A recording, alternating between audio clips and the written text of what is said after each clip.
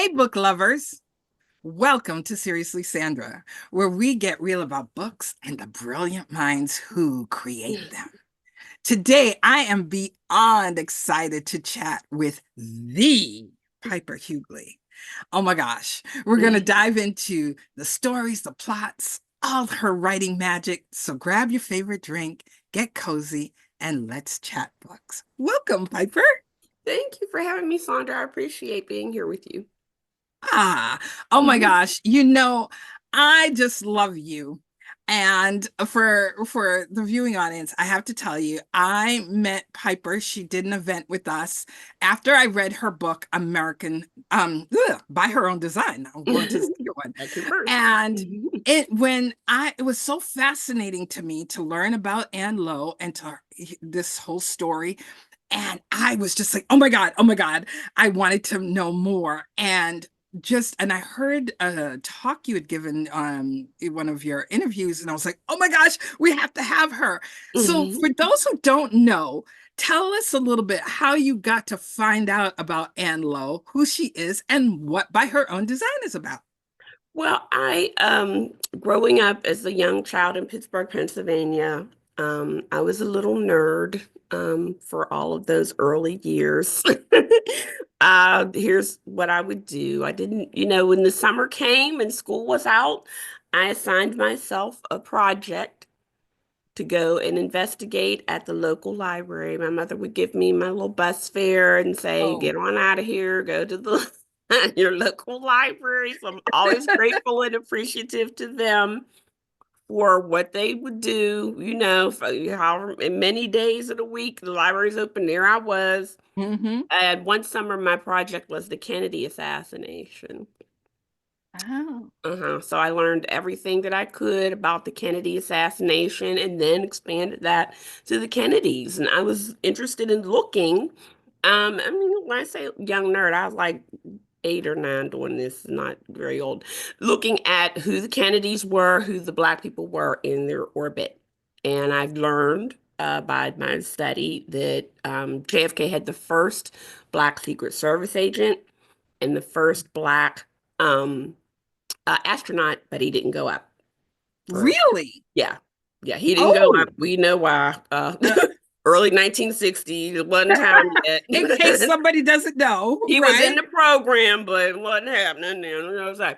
So, and then part of that study was me learning about Anne Lowe having designed Jackie's dress. And I hadn't thought much more about that or Mm-hmm. investigated much more beyond that. Fast forward more than a couple of decades.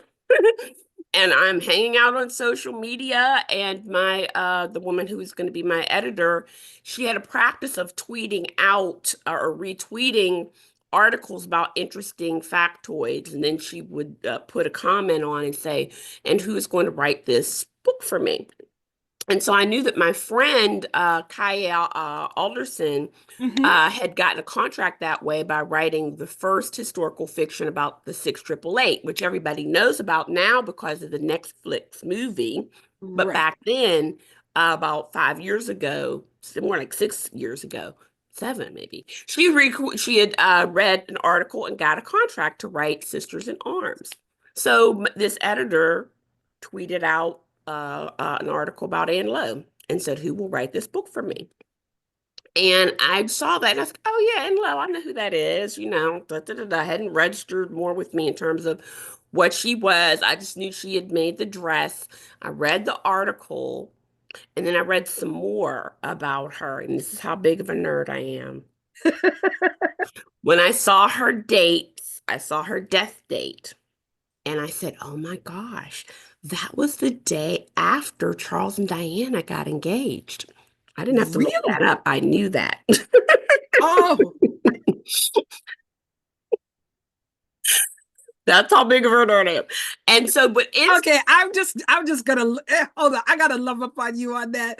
That is awesome because my family, my cousin and I were secret. We're always love the royal stuff. We can talk about that some other exactly, time. yeah, I've But been into that. My very first like novel project actually was what we now would call a royal romance. Oh. because another summer I had done the British royal family as a Mm. research project. So that's how I knew, right? And so when I saw that, I was like, oh my gosh, this woman was chasing all these wedding gown commissions. And if you remember, some of us at a certain age we were all waiting for Chucky to get married during the 70s. And like, when is this dude gonna go? And all the wedding dress people were like, whomever he marries, that's gonna be like the penultimate wedding gown or whatever. And instantly, my novelist mind went to work saying, Anne Lowe is in her bed dying. And what if she was cognizant and thought, oh my gosh, I'm dying. Not only am I not going to get this commission, but I'm not going to get to see this Oh, dress. And it instantly occurred to me that's a prologue for this woman's amazing life, which I had learned more about yep. in terms of this. And I was anti-prologue, I admitted. Really? And yes, I was. I was Oh, like, what? wait a Just minute. start the Okay, book. rewind. Why? Now, see, I'm going to tell you, as a reader, I Hmm. used to be anti-author's notes. So Ah, hmm. and it's because of you people in historical fiction that make me now have to read the author's Right. note and go, Yeah. because I never used to read an author's note. Yeah. And especially if you put it in the front, it just got skipped completely. Yeah. Like, and Yeah. I had, Exactly. Well, prologues, that's why for me in the front, particularly, was like, what is this? I just start the story. I just put me in the story. That's all I want. Whatever. Now I understood what prologues were for. And so I immediately wrote what ended up mostly being the prologue to By Her Own Design, thinking of Anne Lowe at the end of her life, reflecting back on the biggest commission of her life and how it all ended up being. And I wrote it and I sent it to my agent and I said, tell Tessa I am on this. Do not give it to anyone else. It is for me. wow. And that's how I got the contract to write the book. And so I could, started more in-depth research, whatever, because not everyone's life should get this treatment. Not Right. everybody's life is that kind of story, but this was. I could see that just in that initial research that I did about Anne Lowe. I could see that this was a story in terms of that. I Oh just my want to say goodness. one quick thing about author's notes in terms of Yeah. historical fiction. Hmm. I think thinking back on historical fiction that I, love to read that came out in the 60s and 70s, like Irving Stone and all of those books, they didn't have that information in there like that. But when I think particularly historical romance began, you know the legend of Beverly Jenkins.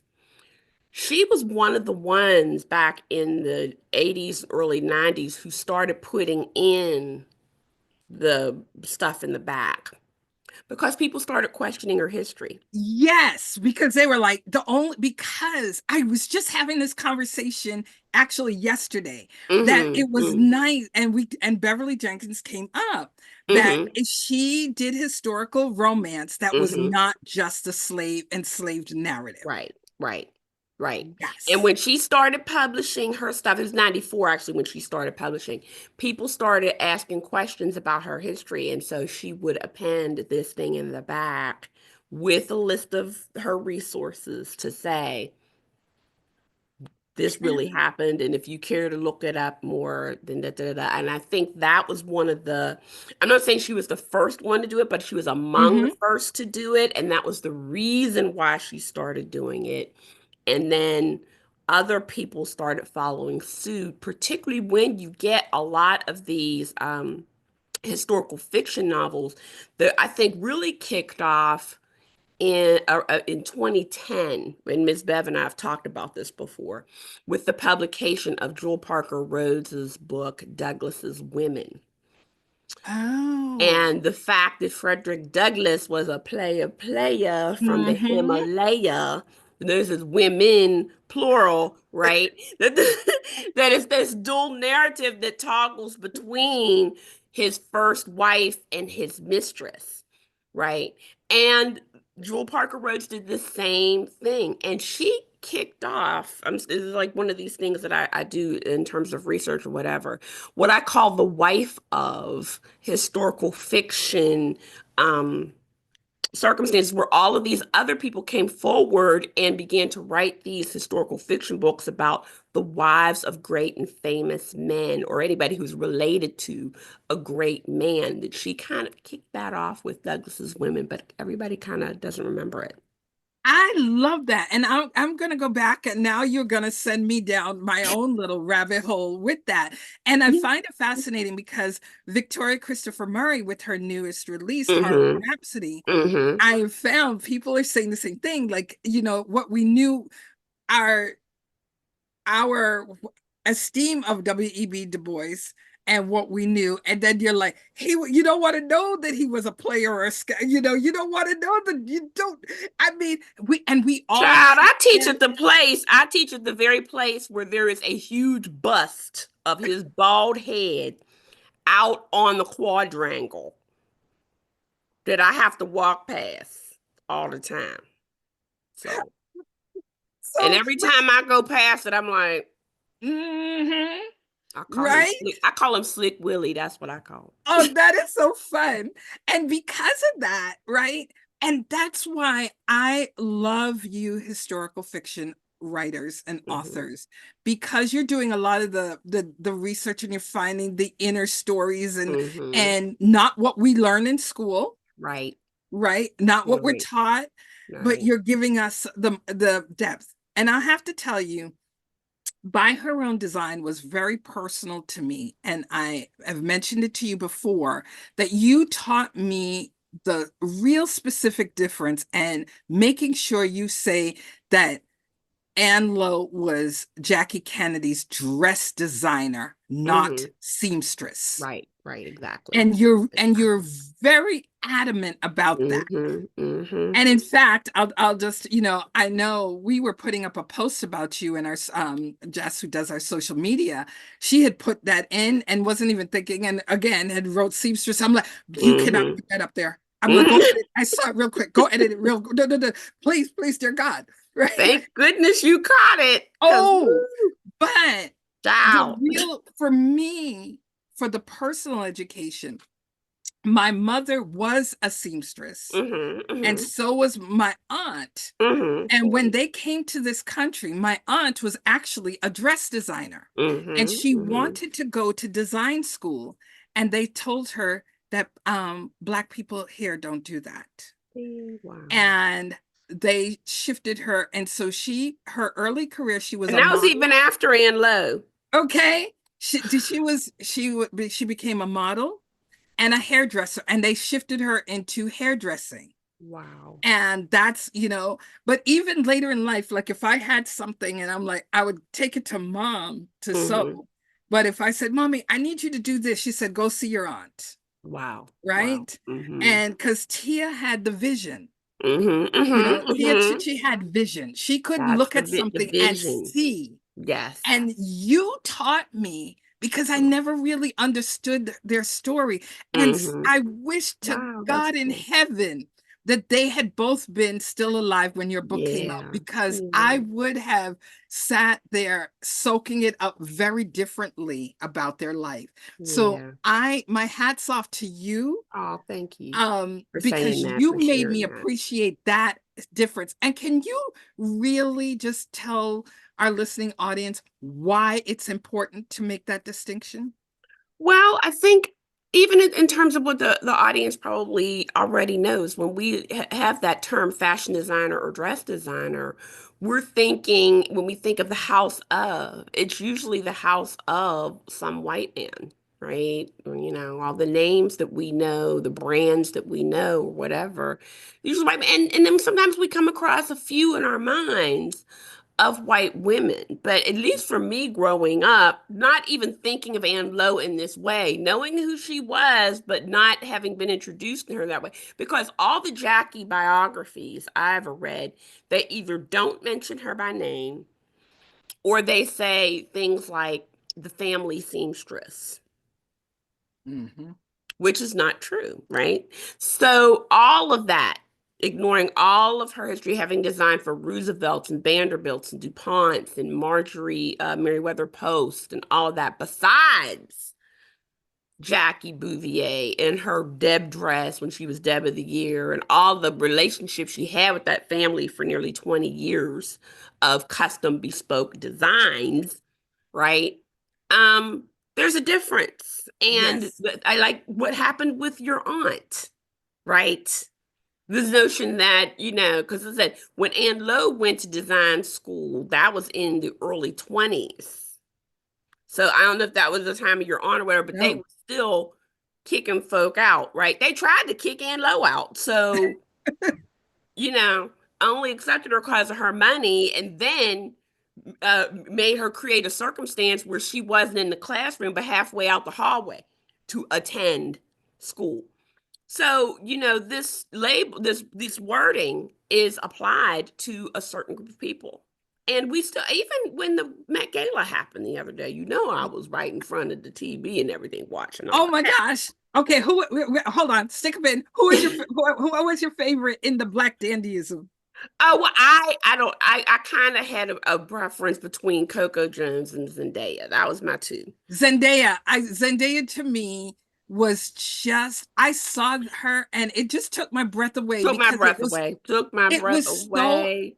it was so classy and The understated. tailoring, and then Yes. they tried to bring out some other, I don't know who it was that had a cream suit on or whatever. Say, oh, she stole Zendaya's look, whatever. I said, no, I'm No. sorry. No, the tailoring, the way, the fit, all of that was so The top notch. hat, And it was just like, and when she came across Diana Ross, I was like, oh my gosh, mahogany, it just instantly clicked for me and probably Diana Ross too. It's like, oh, look at this child trying to do a callback. But they had a picture of them together later, which was real cute. And Zendaya, you could tell was starstruck. I would have been too because She was starstruck. She was Lady like, "Oh Di, my gosh, it's yeah, Diana just Ross. I like don't want to impose whatever." It's like, "Girl, you Zendaya, get over there." But and I thought even then, it was yes. supposed to be a celebration of black design and black fashion, and there were a few mentions, but not enough. Not of Anne Lowe, but of other people or whatever. So it's still the label of fashion designer. Still, there's resistance in terms of applying. Mm.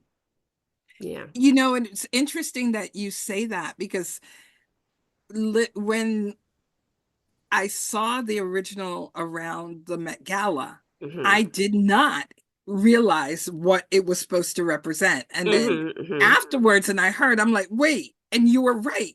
Dimensions were not there, Mm-hmm. right? So, oh my gosh, Yeah. yes, Yeah. really cool. And I have to say, before we get off of Anne Lowe, I recently, Easter weekend, I spent time at the African American Museum Yes. at the Smithsonian, and Oh, I had a blast.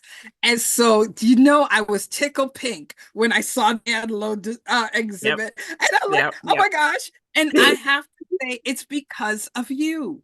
And Y'all. this is why I celebrate authors, and Mm-hmm. especially our historical fiction authors who are telling stories that are not only about enslavement, Yeah. it's about our achievement. It's Mm-hmm. about who we are and what we do, what we can do, where we've come from, and where Yeah. we're going. Yes, exactly. Exactly. As I often say, the way I think about it is it's time to shift the focus from what they did to us to what we did to survive Yes. and to thrive. So, Yes. hmm Yes. Oh, I love it. All right. So we could go on and then you went on to talking about Douglas and Washington and everybody else hmm to American Daughters with hmm Alice and Portia.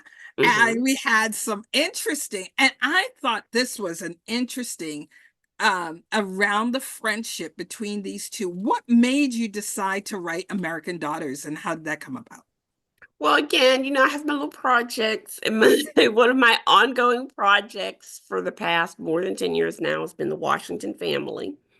A lot of story there, a lot of historical fiction story there.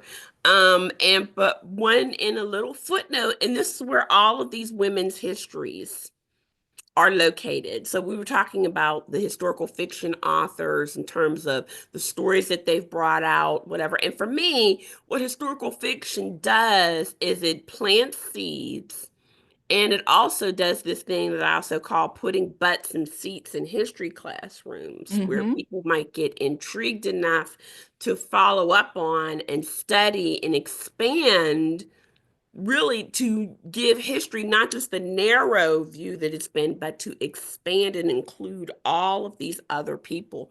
All of these things have been discovered in footnotes. And so the friendship between Alice and Portia had three brief mentions. One of them in the most comprehensive biography of Alice, another in one of Portia's one of two Portia's biographies, and then in Portia's obituary in the Washington Post when she died in 1978. You know about how featured obituaries get generated. Mm-hmm. The person whoever gave that information to the Washington Post, whatever, said it was enough of a thing. It was enough of a friendship to have said something about it then. And that's what I knew. I was like, we may not know, we don't have what people are often looking for, the primary and the secondary resources. First of all, Black women are too busy living. Okay, we're too busy living, having to Why'd you do survive. that when I took a sip of I water? know, why would I do that to you? We are too busy to be sitting down writing a diary about how we felt that day. That's not the way it works, right? And so, everybody looking for these resources. Oh, if only we had whatever. That's not the way that our lives are going to come across in terms of that, first of all. But it is in these other places, in the what are, what often are spaces of silence, where you look to see where and how these things might have most probably have occurred. So if you have the mentions of the beginnings, them meeting in 1901 in the wake of the big, huge scandal that Mm-hmm. existed because her father, Portia's father, happened to go to the White House for dinner with TR, and poor TR didn't realize that was the first time that a Black man walked through the front door of the White House to have dinner. So everybody lost their collective minds. In 1901, and you had this mention in 1978. What happened in between? And this was that Right. that's the when historical fiction can step in and create what is most probable in terms of these two women and how and why they could have been friends. Of course, secretly, because Alice, while bold and feisty and out there, wasn't that bold and feisty and out there to be like, oh, here go my girl Portia and da da da da up in your face, right? At least not until later, because there is a whole story. The book ends in 1930, but there's a whole other story post 1930 in terms of what they did as kind of ruffian old ladies, because getting into whole kinds of shenanigans and whatnot in Washington, D.C. But the early part, certainly not. But when you look at all that they had in common with one another, to me, it was like, well, of course they were friends. Wow. There's probably certain kind of aspects of life that the two of them, in their very unique circumstances, they only could have understood with one another. Daughters of great statesmen. I used to, when I was writing it, I would call it in my mind, the white princess and the black princess of America were friends. The sort of the most Alice being celebrity before you get a Hollywood, right? Everybody black and being interested Yep. in Booker T. Washington's only daughter, what she was doing in terms of that focus, that spotlight of those great daddies, the fact that both of their mothers died at heartbreakingly Mm-hmm. early ages for both of them, the literally evil stepmother stepping in, Yes. making their lives hard and difficult or whatever. Both of them having that eldest daughter energy that I was talking about. It's so much in common. Why wouldn't they have been friends? So that's where it all came about. Oh my gosh.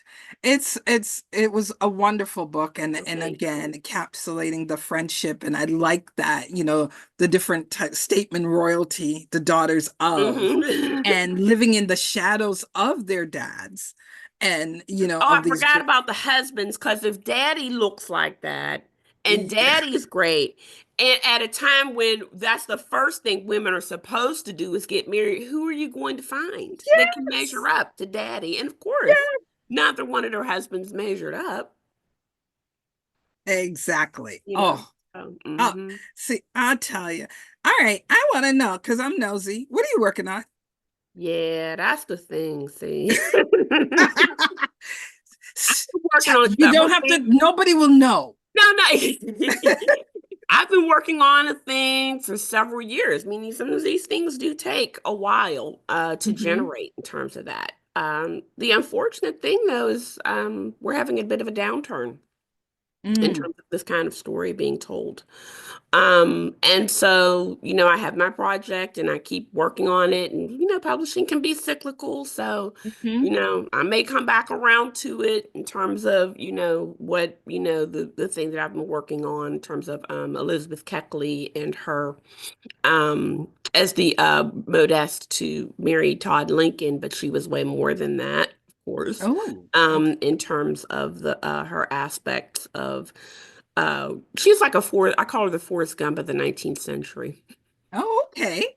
All So right. yeah, people know what I mean when I say that kind of thing. She was everywhere and she like bestrides the 19th century in a way and like other figures like no one else does, but because she's a black woman, we don't get that from her. She just made dresses for Mary Lincoln.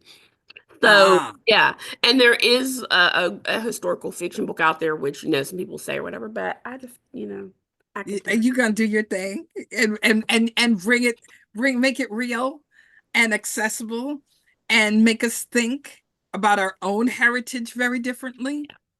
I Yeah. mean, I can say that you absolutely did that for Oh, me. thank And you. and Thank you and so much. I saw, and why I love historical fiction authors so much, Mhm. because you do that, and you send me and my friends, we go on a rabbit hole on our own research to find out more, and that is appreciated.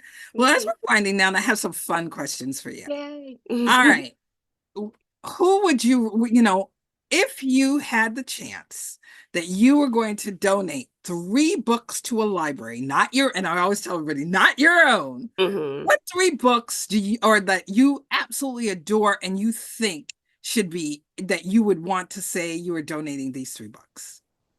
Well, go back to the books that impacted me the most in terms of me being set on this path in terms of writing historical fiction would be Douglas's Women Hmm. by Joel Parker Rhodes, The Black Rose by Tanana Reeve Dew, which is about Madam C.J. Walker. I had the great fortune to have been a colleague with her at one point in time where I tried not to stalk her, but You were you didn't work me out well, but doing you stalking yeah. you? And then, of course, the book that I always wished that I had written, but I think that I had a Amazon license for this book, and I read it so many times I had to buy it again. They made me buy it again. It was too many times. It's Kindred by Octavia Butler. Oh, yes. Okay. Oh, now that is funny. I love it. I love it.